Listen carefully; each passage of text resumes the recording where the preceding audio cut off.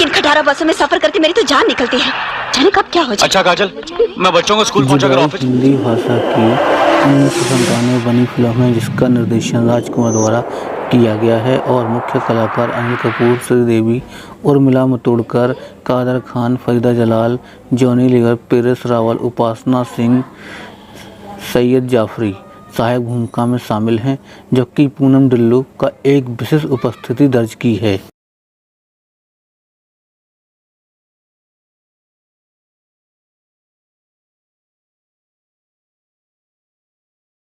Film के शुरुआत में ही काजल और राज की शादी हो जाती है। शादी के बाद कई सालों के बाद उनकी मुलाकात होती है काजल की निशा से, जो कि बाज़ार में होती है।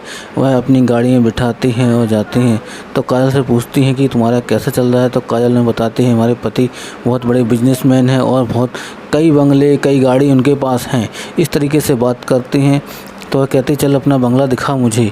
तो बंगला दिखाने के लिए वह एक जिसमें ताला लगा हुआ, तो उस बंगले के पास जाके बता देती हैं कि यह मेरा बंगला है।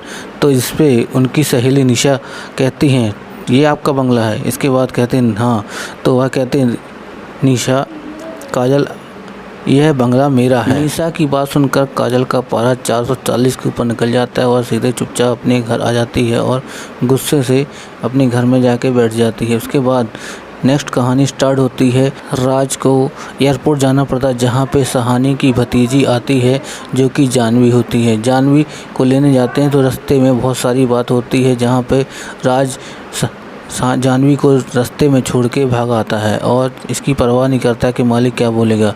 जिसके बाद जानवी कार्यालय पहुंचकर राज की तारीफ़ करती है और से बात करने की कोशिश करते हैं, लेकिन राज बात नहीं करते और अपने घर चले जाते हैं। जिसके बाद स्टार्ट होता है नेक्स्ट चैप्टर, जो कि जानवी राज के पीछे पड़ जाती हैं और उनसे प्यार करने लग जाती हैं उनके तेवर को देखकर। प्यार की शुरुआत होती है जब राज का जन्मदिन आता है, तो एक तोहफा लेने के लिए वह अपने काजल बाज़ार म्यूजिक शॉप में जाते एक छोटा टेप रिकॉर्डर ले लेती हैं और उसको बुक कर लेती हैं। इसके बाद जानवी भी उसी म्यूजिक शॉप में पहुंच जाती हैं, जो कि उनको वही डेक चाहिए था जो काजल ले लिया था। तो वह जब म्यूजिक सिस्टम वाले दुकान वाले से पूछती कि किसने लिया है, तो उन्होंने बताया कि उन्होंने लिया है। तो वह काजल के पास जाकर बोलती हैं कि ये छोटा वाला मुझे दे दो और मैं आपको दूसरा दिला देंगे, आप दूसरा कोई ले लीजिए।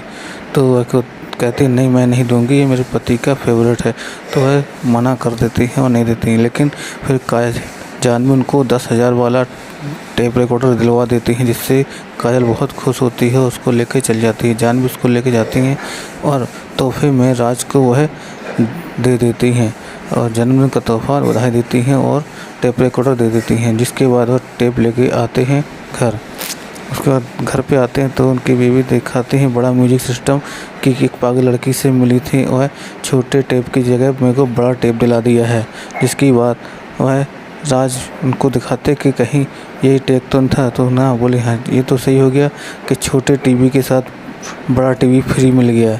इस तरह की बात करते हैं जब, लेकिन घर में लाइट ना होने से बड़ा वाला डेक नहीं चलता, लेकिन जो छोटा वाला होता है उसको चालू करके दो, देखो चलाओ, इसमें बैटरी डली हुई है। तो अब चलाते हो तो उसमें उन्होंने मुड़कर अपने प्यार का इजहार करती हैं। इसको सुनकर काजल का पारा इतना ज़्यादा गर्म हो जाता है कि उस टेप रिकॉर्डर को बाहर फेंक दे, जो कि एक पेड़ पे जाकर लटक जाता है। जिसके बाद वह उनसे बहुत नाराज़ होती हैं। इसके बाद आगे कहानी बढ़ती है और राज से बात करने लग जाते हैं, लेकिन फिर वह काजल को मनाने के लिए से बात करते हैं कि आप मुझे अपने पति से बात, लेकिन वह नहीं मानते। लेकिन वह लालच देती हैं कि आप अपने पति से मेरी शादी कराएंगे तो मैं आपको 2 करोड़ रुपए दूंगी।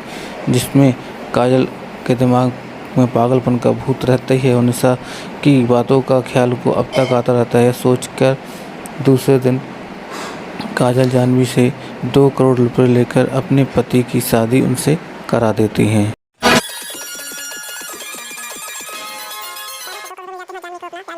2 करोड़ रुपए मिल जाते हैं और जानवी को अपना प्यार मिल जाता है।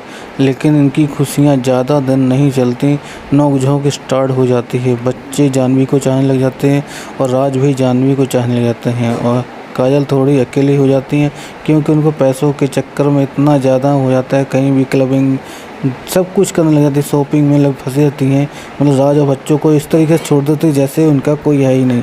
जिसके बाद उसको उनको एहसास होता है जबकि वो सेंट्रल पार्क घूमने जाते हैं जहाँ पर बच्चे जानवी और राज चल जाते हैं, इनको वो नहीं बोलते हैं। तो इसके बाद पता चलता है, इसके बाद परेश रावल की एंट्री होती है जो कि बहुत छोटी छोटी बातों तीखी तीखी बातें करता है और काजल को कहता है कि बहुत बड़ा बंगला है, आप बच्चों के साथ सबके साथ रहकर बोर हो गई हूँ, इसलिए इतना बड़ा बंगला है कि किसी के साथ रहने की ज़रूरत ही नहीं है। और जानवी क्यों घूमने गई होगी, इतने विदेश में रहने वाली लड़की सेंट्रल पार्क में क्या देखने गई है। इस तरीके से बात करते हैं। और मम्मी की गाड़ी कहाँ चले गए थे तुम? इसके बाद काजल आग बबूला हो जाती हैं और जानवी से नफरत करने लग जाती हैं कि सोचती हैं कि इन्होंने मेरा पति छीना है।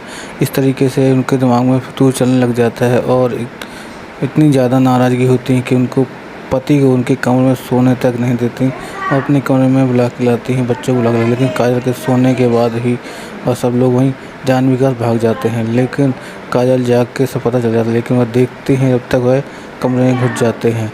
इसके बाद उनका पागलपन का स्टार्ट हो जाता है और बहुत ही गुस्से में वह जानवी से लड़ाई कर लेते, उसको घर से बाहर निकालने की कोशिश करती हैं। कहती तू मेरे घर से निकल जा। ऐसे नहीं बाबा, ये निकल यहाँ से बाहर, भाग जा यहाँ से वरना चाक से मार डालूंगी।